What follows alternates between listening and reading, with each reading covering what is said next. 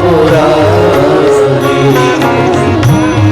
मंगल भवन अमंगल हारी उमा सहित जे जपत पुरारी ओम नमो नारायण नारायण बोलिए साथ में ओम नमो नारायण नारायण ओम नमो नारायण नारायण ओम नमो नारायण नारायण ओम नमो नारायण नारायण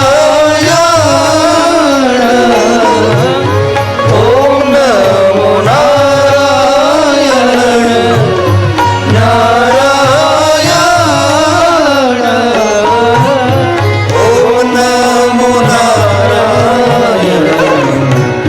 नारायण ओम नमो नारायण नारायण ओम नमो नारायण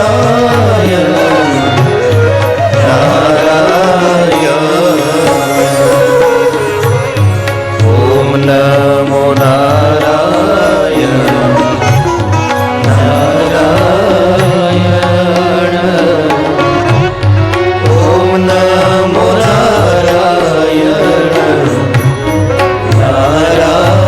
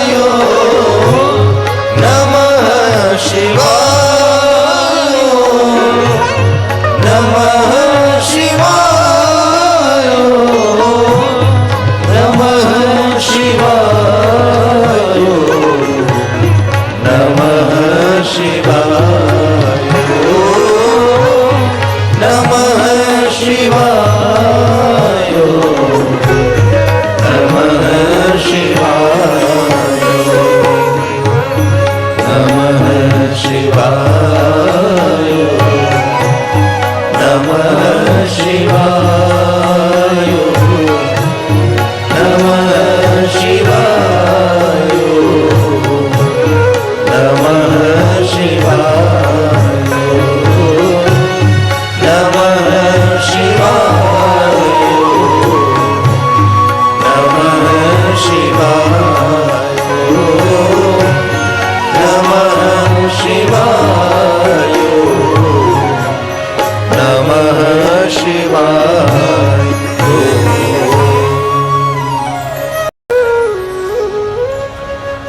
पुण्यक्षेत्रे महाक्षेत्रे गंगा कालिंदी संगमे प्रयागे परम पूर्णे ब्रह्मलोकस्य वर्तमने। ब्रह्मलोक के मार्ग स्वरूप प्रयाग तीर्थ में सूत पुराणे जी भगवान महादेव की कथा का गायन कर रहे हैं। ब्रह्मा जी ब्रह्मलोक में अपने पुत्र नारद जी को भगवान महादेव की कथा सुना रहे हैं। ब्रह्मा ने कहा कि हे नारद, अनंत जन्मों तक भगवान महादेव की कथा में आपको कहता रहूं, नान्तम देवा।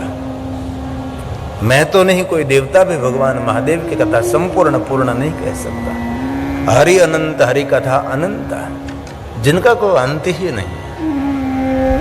ब्रह्मा ने कहा नारद, दक्ष पुत्री सती ने कठिन तप किया और तप के फल स्वरूप भगवान महादेव ने सती को दर्शन दिया है।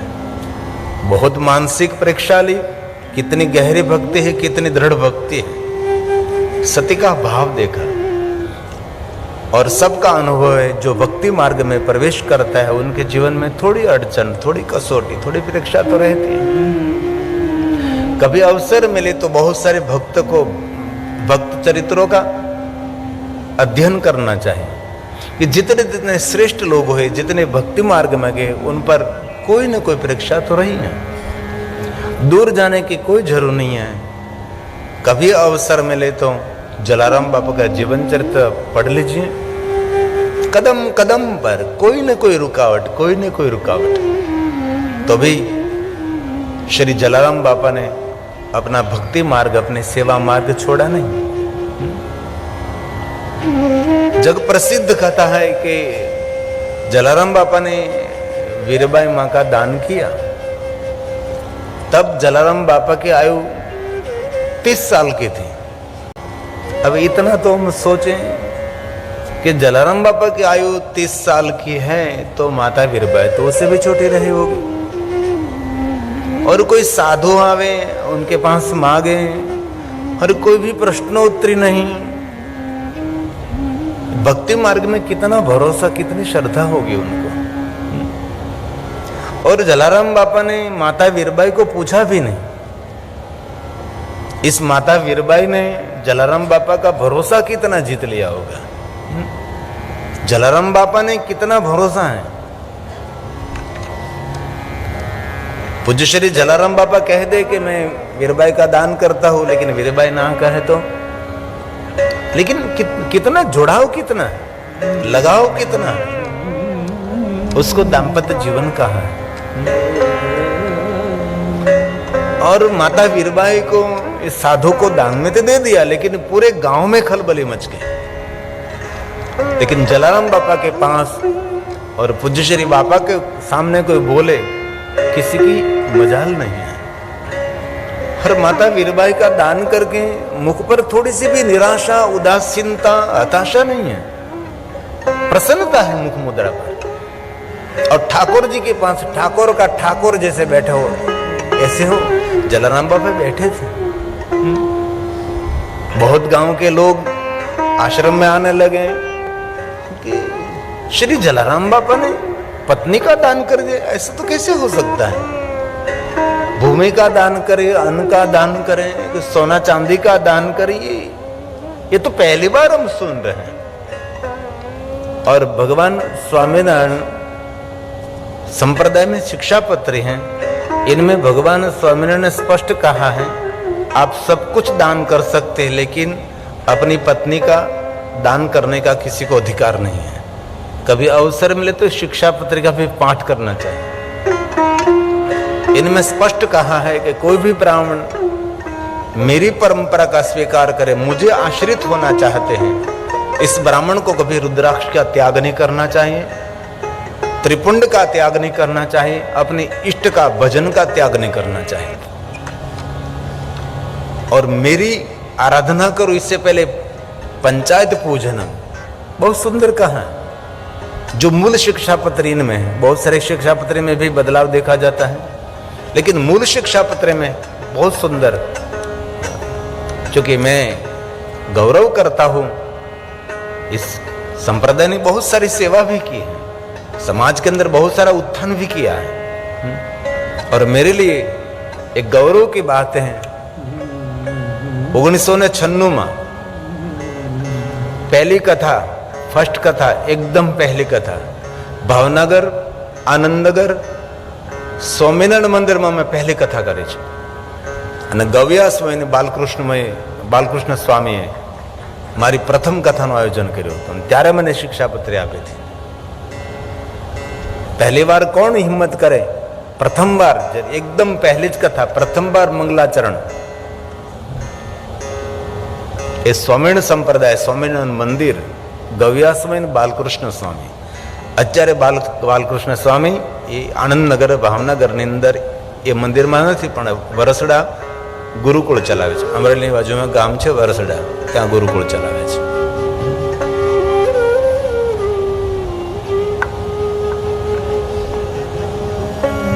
तो पूरे गांव में घर घर बात होने लगी, ये क्या हो रहा है?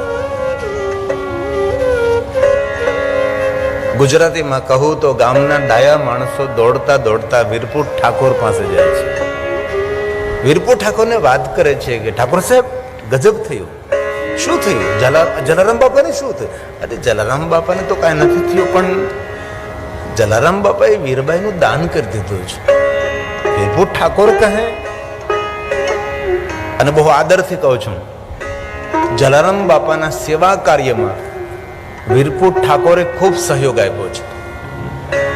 વીરપુર ઠાકોરે એ ઠાકોર સાહેબે કહેલું કે બાપા, અમે તો જે સેવા કાર્ય કરી શકતા નથી, પણ તમે જે સેવા કાર્ય કરો છો એમાં ક્યારે પણ આ વીરપુર ઠાકોરની જરૂર પડે તો તમારા માટે 24 કલાક ડેલી ખોલી છે. એ વીરપુર ઠાકોરે જલારામ બાપાને કહ્યું હતું. એવા અનેક દ્રષ્ટાંતો છે ને વીરપુર ઠાકોરે ખૂબ મદદ કરી છે. અને બીજી મદદ કરનારા કણબી પટેલો છે. કણબી પટેલોએ ખૂબ મદદ કરી છે. અન્નક્ષેત્ર ચાલતું હતું, ગાડાના ગાડા અનાજના ઠલવી જતા હતા. ક્યારેક અવસર મળે તો જલારામ બાપાનું જીવન ચરિત્ર વાંચવા જેવું છે. એમના જીવનમાં કોને કોને સહયોગ આપ્યો છે, કોને કોને સહકાર આપ્યો છે, અને કોણ કોણ નડ્યા છે, એની પણ કથા એ જલારામ બાપાના જીવન ચરિત્રમાં છે.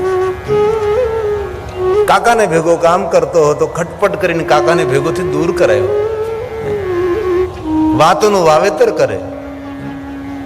જીવનમાં રૂકાવટ કરનારા, જીવનમાં દુખી કરનારા દૂરના કોઈ નહીં હતા. એમાં મનજી પટેલે કેટલો સાથ આપ્યો છે. અનેક એવી આટલી સુંદર સુંદર કથાઓ જલારામ બાપાના જીવન ચરિત્રમાં છે.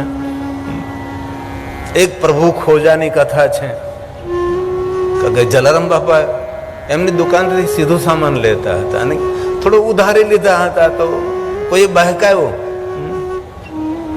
સાચું ખોટું કરનારો પ્રભુ ખોજો.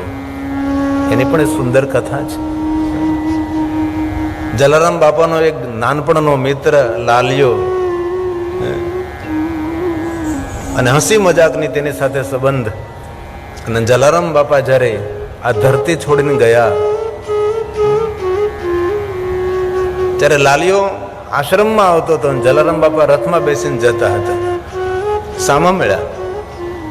લાલિયો આશ્રમમાં પહોંચ્યો તો ત્યાં તો જલારામ બાપા દેવલોકની અંદર સિધાવી ગયા હતા. લાલિયો એટલો રડ્યો છે, અરે આગળ બાપાને તો મેં રથમાં બેસીને જતા જોયા, કોઈને જ્યાં મોટી પધરામણી છે. છેલ્લે છેલ્લે લાલિયાને મળતા ગયા અને જલારામ બાપુ સ્વર્ગસિદ્ધ થયું છે. વીરપુર ઠાકોરને ખબર પડી, વીરપુર ઠાકોરને લઈને લોકો આવે છે. ઠાકોર સાહેબ, અમે તો જલારામ બાપાને એક શબ્દ ન કહી શકીએ, પણ તમે વીરપુર ઠાકોર છો, તમે જલારામ બાપાને સમજાવી શકો છો. ઠાકોર આશ્રમમાં પ્રવેશ કરે છે, બૂટ ચપ્પલ આશ્રમની બહાર ઉતારે છે, કારણ કે આશ્રમની મર્યાદા હોય છે. બહુ નમ્ર વિનમ્ર ભાવે આશ્રમમાં પ્રવેશ કરે છે. જલારામ બાપા ઠાકોરની બાજુમાં બેઠા છે અને ખબર પડે કે વીરપુર ઠાકોર આવ્યા છે. જલારામ બાપા વિવેકી બહુ હતા. એક પણ શબ્દ અવિવેક ભરેલો તેના મુખમાંથી નીકળે નહીં. જલારામ બાપા પાસેથી શીખવા જેવું છે. અતિ પવિત્રતાથી અતિ પવિત્ર જીવન જલારામ બાપાનું હતું.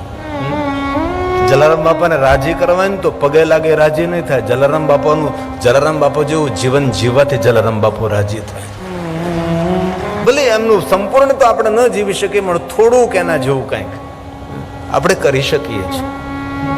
ભગવાને સામર્થ્ય આપ્યું છે. આજે આપણી 10મી પેઢીના દાદાનું નામ આપણને યાદ નથી અને આપણે સૌ અહીંયા જલારામ બાપાને યાદ કરીએ છીએ. એમને જીવનમાં કઈ ખુશ્બુ ફેલાવી છે, કઈ વાવેતર કર્યું છે. ભલે આ દુનિયાને સમાજ તો યાદ ન કરે, પણ આપણો મહોલ્લો તો આપણને ગૌરવથી યાદ કરવો જોઈએ ને. આપણો પરિવાર, અરે આપણા છોકરાઓ આપણા નામ લઈને ગૌરવ અનુભવે કે એ મારા દાદા હતા, એ મારા પિતાજી બહુ સારા માણસ હતા, બહુ ડાયા માણસ હતા, બહુ સેવાભાવી હતા. જલારામ બાપા ઉભા થાય, સામે ચાલે છે, કારણ કે ઠાકોર છે ને, સ્વાગત કરવું જોઈએ. જલારામ બાપા સામે ચાલી, આવો ઠાકોર સાહેબ આવો. મેં તમને ઘણી વાર કહ્યું કે આશ્રમમાં પધારો પધારો, પણ આપને એટલો કારભાર સંભાળવાનો સમય ન મળે. પણ આજે આપનું આગમન થયું, ખૂબ આનંદ થયો મને. જલારામ બાપાએ સ્વાગત કર્યું છે. વીરપુર ઠાકોર કહે છે, ભગત મેં વાત સાંભળી એ સાચી છે? જલારામ બાપા કે એકદમ સાચી છે, પણ ભગત જમીનનું દાન કરી શકાય, સોના ચાંદીનું દાન કરી શકાય, અન્નનું દાન કરી શકાય, પણ ભગત આવું? જલારામ બાપા એક શબ્દ ન બોલ્યા. વીરપુર ઠાકોરને કહ્યું, ઠાકોર સાહેબ બસ હવે અહીંથી આપને આગળ બોલવાની બહુ જરૂર નથી ઠાકોર સાહેબ. જલારામ બાપા એક શબ્દ કહ્યો ઠાકોર સાહેબ ને, ઠાકોર સાહેબ રાજનો કારભાર ચલાવવો એ તમારું કાર્ય છે, આમાં તમને ખબર ન પડે. ઠાકોર સાહેબ ને કહે છે, આમાં તમને ખબર ન પડે. ઠાકોર સાહેબ પણ રાજા પણ ભગવાનનો અંશ કહેવાય. ઠાકોર સાહેબ સમજી ગયા જલારામ બાપા શું કહેવા માંગે છે. જલારામ બાપા એવું કહેવા માંગતા હતા કે ઠાકોર સાહેબ આમાં તમને ખબર ન પડે, મને ખબર છે. સામાન્ય કોઈ સાધુ કે સામાન્ય કોઈ પુરુષની તાકાત નથી વીરબાઈનો હાથ માગી શકે. આ વિશ્વનો અધિષ્ઠાતા હોય ને તો જ વીરબાઈનો હાથ માગી શકે છે. મારી આંખ ભૂલ ન કરે ઠાકોર સાહેબ. એ જલારામ.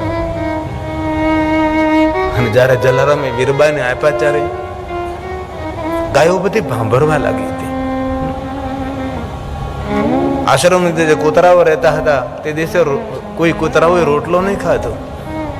ઉભા કાન હતા, નીચે પડી ગયા અને કૂતરાઓ બધા સુમસામ બેઠા છે. ગૌશાળામાં ગાયો ભાંભરીને જલારામને ફરિયાદ કરે, જલારામ આ શું કર્યું? પ્રેમનો ને હેતનો હાથ ફેરવતેમાં વીરબાઈને ત્યાં દાનમાં આપી દીધી. ગાયોએ ઘાસ ન ખાધું. જે ગાયોના મુખમાં ઘાસ હતું, અડધો ઘાસ મુખમાં રહ્યો, અડધો ઘાસ બહાર રહ્યો. જે ગાયો ઓગાળતી હતી ઓગાળ ગળી ન શકી. ગાયોની આવી હાલત થઈ છે. કારણ કે વીરબાઈ એ આશ્રમની પ્રેમ મૂર્તિ હતી, લાગણીનો સમંદર હતો. એ વીરબાઈ, એ જલારામ. ક્યારેક અવસર મળે તો જલારામ બાપાના ચરિત્રનું અધ્યયન કરવાની જરૂર છે કે ભક્તિ કોને કહેવાય, સેવા કોને કહેવાય. એ જલાराम बाबा जी। आइए 1 मिनट के लिए वीरपुर को याद करेंगे हम भाव से और आदर के साथ।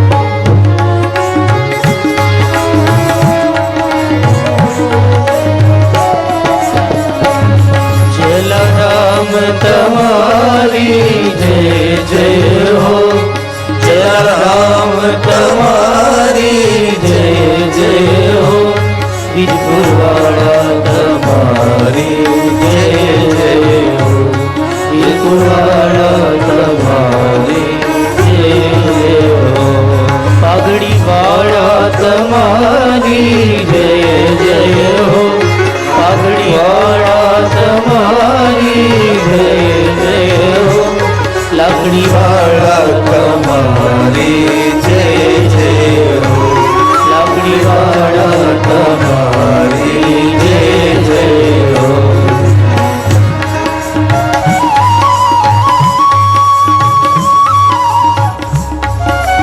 कभी वीरपुर की यात्रा જ્યાં દાન આપવામાં આવે છે, જ્યાં દાન લેવામાં નથી આવતું, એ વીરપુર.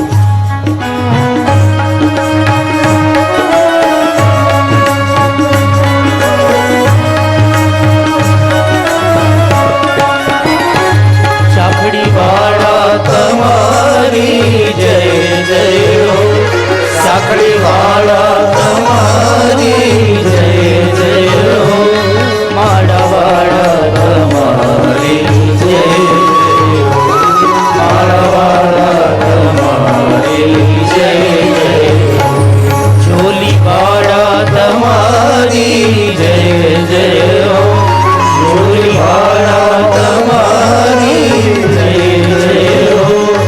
झंडावाला तुम्हारी जय जय हो, झंडावाला तुम्हारी जय जय हो।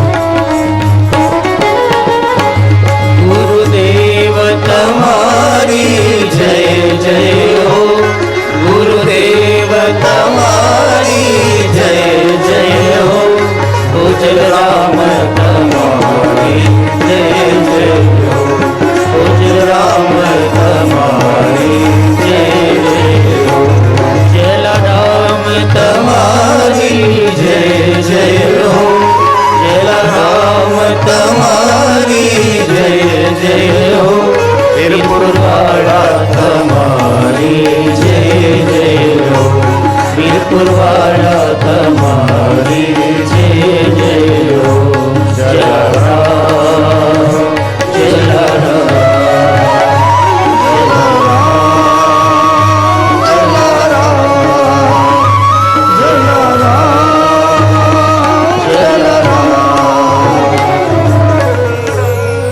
जलाराम बापा को प्रणाम करते हुए हम शिव कथा का प्रारंभ करते हैं। ब्रह्मा ने नारद जी को कहा, नारद, तप का फल सती के सामने भगवान शिव जी प्रकट हुए। महादेव ने कहा, सती आप वरदान मांगिए। सती ने कहा, भगवान महादेव आप सब कुछ जानते हैं, आपके पास कोई मांगने की आवश्यकता नहीं रहती। ये बात हम सबको समझने की आवश्यकता है। हम सभी देवालय शिवालय जाकर क्या करते हैं? भगवान के आगे मांगते हैं। हम भक्त नहीं, हम याचक हैं। कोई भी मंदिर में हम जाते हैं भगवान के आगे मांगते रहते हैं। मांगने का हमारा स्वभाव रहता है। बहुत सारे ऋषियों की कथा है, कभी भगवान के सामने कोई शिकायत नहीं की, कभी कुछ मांगा भी नहीं। और भगवान सब कुछ जानते हैं, आपको क्या चाहिए, कहीं क्या नहीं चाहिए। अब घर से निकले, आपके मन में क्या चल रहा है, सब कुछ परमात्मा को पता है। इसलिए शिव महापुराण ग्रंथ में बहुत सारी कथा है। भगवान के आगे कुछ मांगा नहीं, मांगने की कभी अर्ज भी नहीं की। सती ने भी कहा, प्रभु आप सब कुछ जानते हैं। तब भगवान महादेव बार बार कहने लगे। तब सती ने कहा कि महादेव आपके साथ में विवाह करना चाहती हूं। भगवान शिव जी ने सती को वरदान दिया है, दूसरा वरदान मांगो। तब दूसरा वरदान मांगा, ये सुंदर श्रृंगार करके मेरे साथ विवाह करिए। भगवान महादेव ने सती को वरदान दिया। भगवान शिव जी कैलाश पहुंचे। सती अपना तप पूर्ण करके प्रजेश नगर पहुंची। नगरवासियों ने सती का बहुत बड़ा आदर किया, बहुत बड़ा सम्मान किया। पूरे नगरवासियों ने जय जयकार किया। प्रजेश नगर दक्ष महाराज की पुत्री घनघोर जंगल में तपस्या करने के लिए गई थी, तप करके आई। नगर में पुष्प की वृष्टि हुई। सभी नगरवासियों ने सती का जय जयकार किया। सती अपनी माँ के पास गई और माता वीरणी को कहा, माँ आपने आशीर्वाद दिया था ना, मेरे तप के फल स्वरूप मुझे भगवान महादेव मिले और भगवान महादेव ने मेरे साथ विवाह करने के लिए प्रभु ने वरदान दिया। और माता वीरणी ने बहुत प्रसन्नता व्यक्त की। दक्ष महाराज को कहा गया कि पुत्री सती का विवाह भगवान महादेव के साथ होगा। दक्ष महाराज ने सप्तऋषि गर्गाचार्य महाराज, बृहस्पति देव, नारद जी और विश्वकर्मा जी को आमंत्रित किया। सभी पधारे प्रजेश नगर में और दक्ष महाराज ने अपनी पुत्री सती के विवाह के लिए सबके आगे प्रस्ताव रखा। तो कि दक्ष महाराज का चरित्र शिव महापुराण कथा में अलग है, क्योंकि शंकर जी के द्वेषी रहे। लेकिन बहुत सारी कथा समाज के सामने नहीं कहनी चाहिए, क्योंकि ये समाज समझने में कभी गलती भी कर सकता है। और शिव जी का पहला द्रोह, पहला विरोध करने वाला ये दक्ष है, प्रजापति दक्ष है। और शिव जी को नहीं मानते थे, पहले मानते थे, लेकिन कुछ बस कोई बात समझ में नहीं आई और शिव के साथ उनका द्रोह हो गया था। पद्मनाभ की प्रतिमा प्रथम बार दक्ष महाराज ने बनाई थी और मूर्ति का आवरण था। सभी ऋषियों को आमंत्रित किया था। दक्ष महाराज ने कहा, पूरी धरा पर ऐसी कोई प्रतिमा नहीं है जो पद्मनाभ की प्रतिमा। सोए हुए भगवान विष्णु, उसकी नाभि में से सुंदर कमल प्रकट हो रहा है। इस कमल पर ब्रह्मा है, उसको पद्मनाभ कहते हैं। लेकिन मूर्ति का आवरण हुआ, सभी ऋषि सामने खड़े थे, पट खोले गए, लेकिन ऋषि मुनियों ने सभी ने दृष्टि नीची कर ली, किसी ने दर्शन नहीं किया और प्रसन्नता व्यक्त नहीं की। तब दक्ष महाराज ने कहा, ऋषि ऐसी चेष्टा क्यों कर रहे हैं आप? पूरे विश्व में प्रसिद्ध इतनी सुंदर पद्मनाभ भगवान विष्णु की प्रतिमा है, आप सबको दर्शन करना चाहिए, मेरी प्रशंसा करनी चाहिए। ऐसी बड़ी प्रतिमा किसी ने निर्माण नहीं की है। लेकिन सभी ऋषि मौन रहे। तब बार बार दक्ष को कहने पर सभी ऋषियों ने कहा कि हे दक्ष महाराज, पद्मनाभ की प्रतिमा तो सुंदर है, नाभि में से कमल भी प्रकट हुआ, उस कमल पर ब्रह्मा जी भी विराजमान हैं और ब्रह्मा भी है, श्री हरि विष्णु जी हैं। लेकिन भगवान विष्णु के जो मस्तक है, जहां उनका आंख है, वहां भगवान महादेव का स्थान होना चाहिए। शिव के बिना पद्मनाभ की प्रतिमा अलग है। दक्ष ये कहना चाहता था, शिव के बिना सब कुछ हो सकता है, लेकिन सप्त ऋषियों ने दक्ष महाराज को कह दिया कि दक्ष महाराज, ये आपका अभिमान है, भगवान महादेव के बिना कुछ भी संभव नहीं है। इसलिए प्रतिमा आपने जो पद्मनाभ की निर्माण की है, ये प्रतिमा अधूरी है, दर्शन के लिए योग्य नहीं है।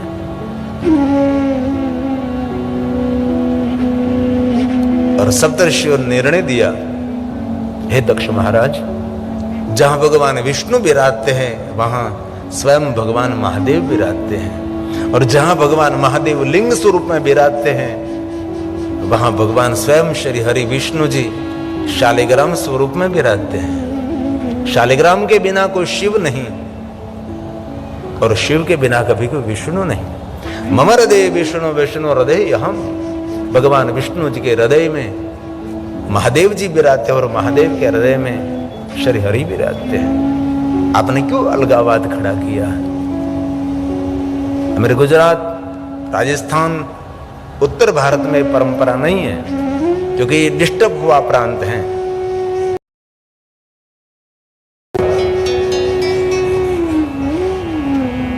वीर धर्मियों के शासन में हमने सबने गुलामी की। 700 साल मतलब हमारी 10 पीढ़ी बीत जाती है। सब कुछ भुला दिया था, सब कुछ नष्ट कर दिया था। आपको भी याद है, सोमनाथ में कोई शिव पूजा करता था, उसको मृत्यु दंड मिलता था। सोमनाथ में किसी को शिव पूजा करने की अनुमति नहीं थी। ये हमारी सबकी हालत थी। अभी भी आगे वाले समय में पता नहीं, हम सब और संप्रदाय के नाम पर हम सब अलग हो गए। तब भी ऐसा ही हुआ था। कोई राजा लड़ रहा है वीर धर्मियों के सामने, तो दूसरे राजा उनके साथ नहीं रहे। सभी राजाओं ने एक साथ मिलकर जो सामना किया होता है, तो 700 साल तक मुगल साम्राज्य की गुलामी नहीं करनी पड़ती। लेकिन नहीं हुआ। लेकिन दक्षिण भारत में शिव परंपरा अखंडित रही। दक्षिण भारत में कहीं भी शिवालय हो, शिवालय में भगवान विष्णु जी शालिग्राम स्वरूप रहते हैं। और शिव महापट ग्रंथ में कहा भी है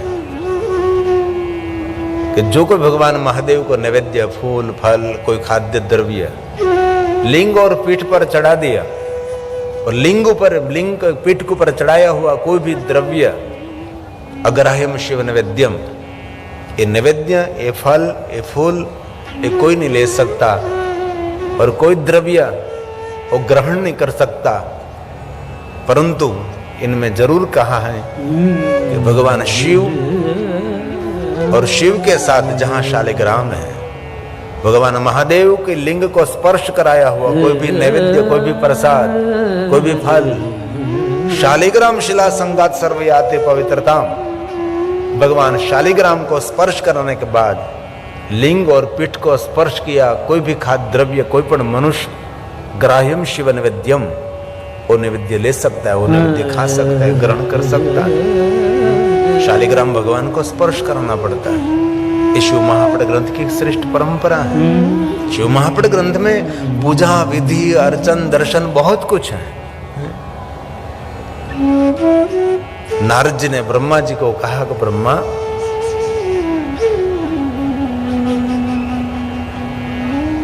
और सुत पुराण ने प्रयाग तीर्थ में शयनक आदि महात्माओं को कहा कि दक्ष महाराज ने अपनी पुत्री सती का विवाह भगवान महादेव के साथ करने के लिए विवाह पत्रिका तैयार की, और विवाह पत्रिका लेकर सप्तऋषि गर्गाचार्य महाराज सब मिलकर भगवान महादेव के पास कैलाश पहुंचे।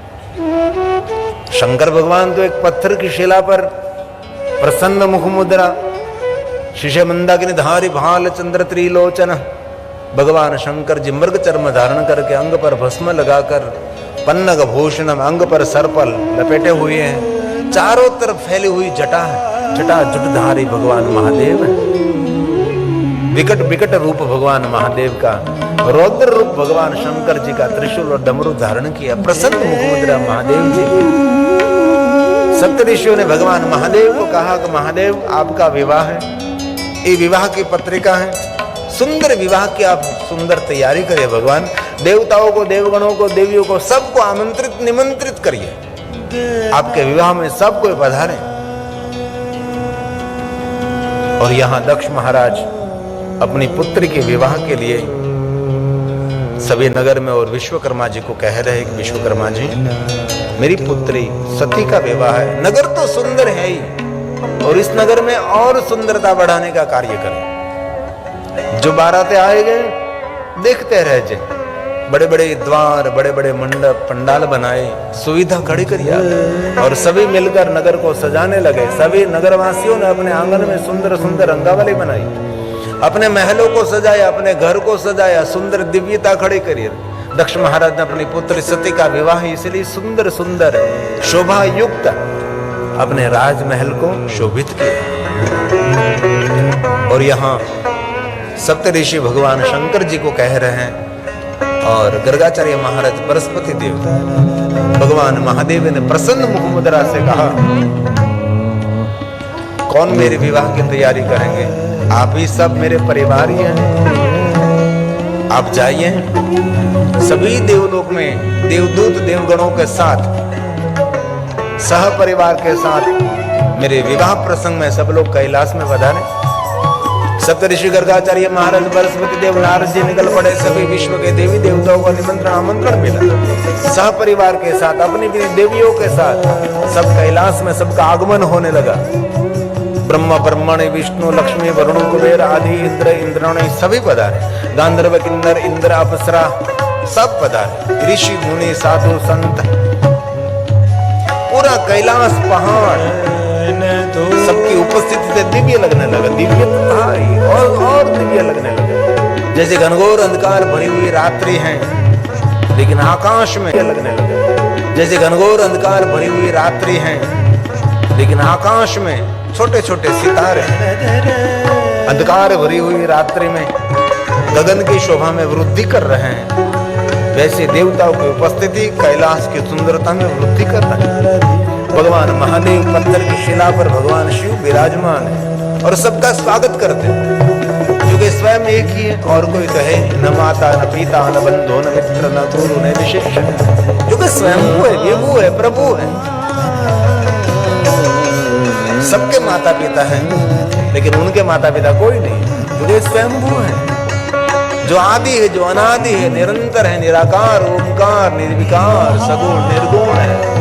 निराकार मौकार मूलम तुर्यम निरागनान बोधित निशम गिरीशम, ये शिव है, ये महादेव है। रुद्राष्टक में भगवान महादेव के रूप और स्वरूप और भगवान शिव जी के सुंदर महिमा का है।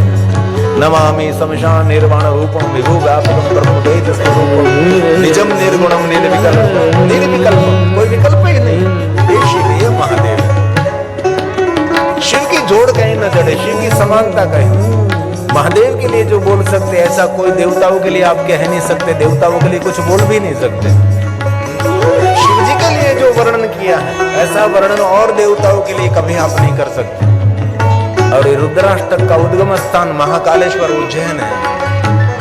नमामि शमशान नमामि शमीशान निर्वाण रूपं विभुव्यापकं ब्रह्म वेद स्वरूपं निजं निर्गुणं निर्विकल्पं निरीहं चिदाकाशमाकाश भासं भजेऽहं निराकार ओंकार मूलं तुरीयं निराज्ञान गोतीरं मीशं गिरीशं करालं महाकालं कालं कृपालं गुणागार संसार पारं नतोऽहम्। कभी अवसर मिले तो रुद्राष्टक का पाठ करें। रुद्राष्टक बोलते बोलते महादेव का पूजन कर सकते हैं। रुद्राष्टक बोलते बोलते महादेव को जलाभिषेक कर सकते हैं, बिलो पत्र चढ़ा सकते हैं, पुष्प चढ़ा सकते हैं, चंदन महादेव को चढ़ा सकते हैं। ये महाकाल का प्रसाद है। इसका उद्गम स्थान उज्जैन नगर शिवप्रिया अवंती नगरी में। हे महादेव तुषाराद्रिशङ्काश घोरं गभीरं मनोभूतकोटि प्रभाषी शरीरं सुरमौलिकल्लोली नीचारुगङ्गा लसत्पादपालिन्दु कण्ठे भुजङ्गं चलकुण्डलं भुजनेत्रं विशालं प्रसन्नाननं नीलकण्ठं दयालं मृगाधीशचर्माम्बरं मुण्डमालं प्रियं शङ्करं सर्वनाथं भजामि। इसका नित्य पाठ करना चाहिए, उससे भगवान सबको क्षमा देते हैं। ये क्षमा याचना है महादेव के पास। भगवान शिव जी की शरणागति है। रुद्राष्टक है, 8 पंक्तियों के द्वारा गाया गया रुद्राष्टक। रामचरितमानस का प्रसाद है, तुलसी का प्रसाद। प्रचण्डं प्रकृष्टं प्रगल्भं परेशम् अखण्डं अजं भानुकोटिप्रकाशं त्रयशूलनिर्मूलनं शूलपाणि प्रत्येहं भवानि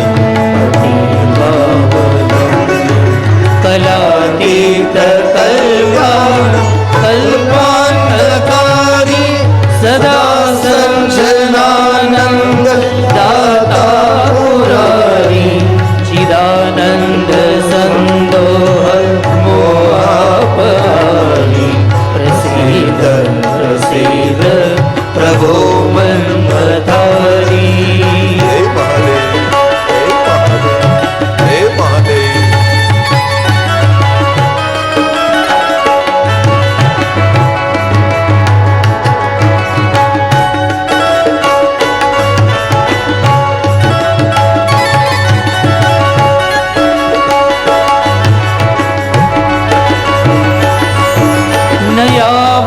उमानाथ पादारविन्दं भजन्ति हलोके परिवानराणां तथावत् सुखं शान्तिसन्तापनाशं प्रसीद प्रभो सर्वभूतानिवासं न जानामि योगं जपं नैव पूजा ततोऽहं सदा सर्वदा स्वामिभूतोऽभ्यं जन्मदुःखो तथा तप्यमानो प्रभो पाहि आपन्नामीश शम्भो प्रभो पाहि आपन्नामीश शम्भो।